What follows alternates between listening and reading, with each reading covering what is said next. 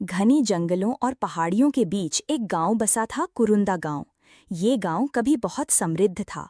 यहाँ मिट्टी उपजाऊ थी, खेत लहलहाते थे और लोग सुख शांति से जीवन बिताते थे। लेकिन धीरे धीरे ये गांव वीरान हो गया। लोगों ने सुना था कि कभी किसी बच्चे की हंसी, कभी स्त्रियों के रोने की चीखें और कभी लोहे की जंजीरों के घिसटने जैसी खौफनाक ध्वनियां। धीरे धीरे लोग डरकर गांव छोड़कर चले गए। चारों तरफ खंडहर नुमा मकान, टूटी हुई छतें और जंगली पौधों से ढकी गलियां रह गईं। समय बीतते बीतते इस जगह को लोग भूतिया गांव कहने लगे। पास के शहर के चार दोस्त अमन, रितिका, सुयश और करण बचपन से ही रोमांच के शौकीन थे। उन्हें हमेशा ऐसी जगहों की तलाश रहती थी जहां कुछ रहस्यमय हो। एक दिन अमन ने कहा, दोस्तों, क्यों ना हम उस भूतिया गांव में चलें? कहते हैं वहां भूत प्रेत रहते हैं। रितिका हंसते हुए बोली, भूत प्रेत जैसी कोई चीज नहीं होती, सब अफवाहें हैं।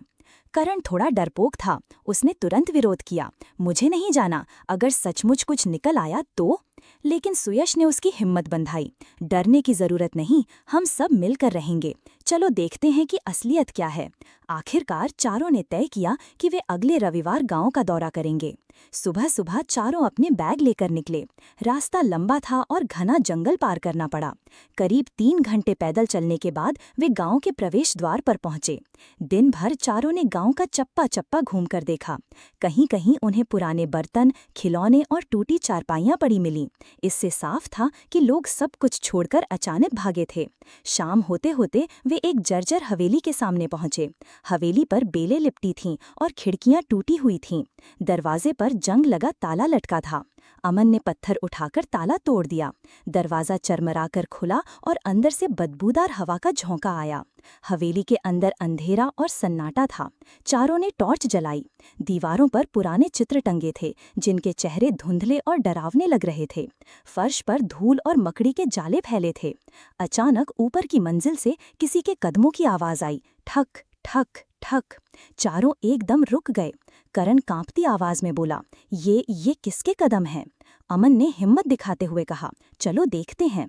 वे ऊपर सीढ़ियों पर पहुंचे तो आवाज अचानक बंद हो गई, लेकिन एक टूटी हुई खिड़की से बाहर हवा आती रही। गांव की टूटी हुई शिला पर अब भी हल्के अक्षरों में कुरुंदा लिखा हुआ था।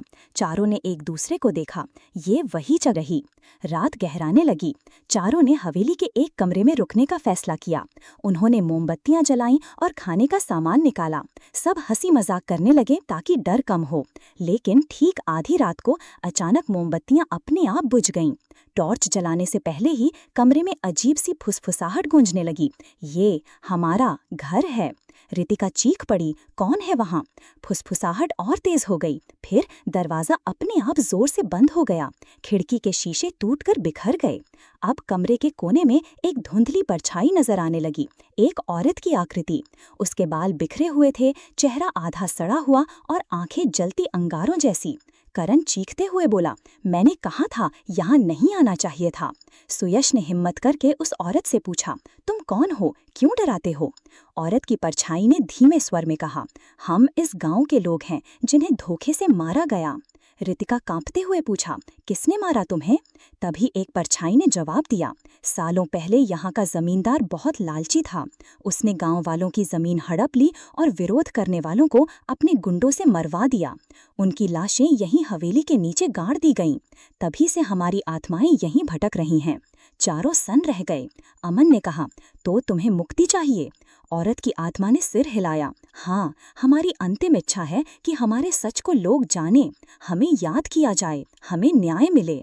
सुबह होते ही चारों गांव से निकल गए। शहर लौटकर उन्होंने अधिकारियों से संपर्क किया। पुरानी हवेली की खुदाई करवाई गई, जहां सचमुच कंकार और पुरानी वस्तुएं मिलीं। सबूतों से साबित हो गया कि गांव वालों की सामूहिक हत्या की गई थी। समाचार पत्रों और टीवी चैनलों ने इस खबर को प्रमुखता से दिखाया। धीरे धीरे कुरुंदा गांव का सच सबको पता चला। कुछ महीने बाद वहां एक स्मारक बनाया गया, जिसमें लिखा गया, यहाँ निर्दोष गांव वाले दफनाए गए थे, उनकी आत्माएं अब शांति को प्राप्त हों। जब स्मारक पर पहली बार दीप जलाए गए, तब लोगों ने महसूस